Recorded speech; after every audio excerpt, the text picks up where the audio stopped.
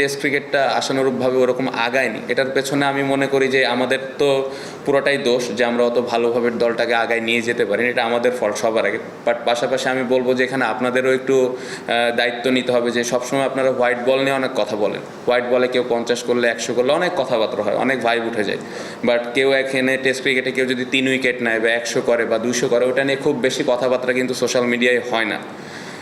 But আমার কাছে being a cricketer হিসেবে মনে করি আমি যে টেস্ট ক্রিকেট সব থেকে সম্মানের জায়গা, এবং আমরা প্লেয়ার হিসেবে সবসময় এই ফর্ম্যাটটা খেলতে প্রাউড ফিল করি। সো আমি আশা করব যে আপনারা যেরকম হোয়াইট বলটারে যেভাবে একটা ভাইব ক্রিয়েট করেন বা যেভাবে প্লেয়ারদেরকে ওপরের দিকে নিয়ে যান, আমি আশা করব যে এই ফর্ম্যাটে প্লেয়ারদেরকে নিয়ে একটু আলোচনা বেশি হবে বা আর একটু ওপরের দিকে নিয়ে যাওয়া।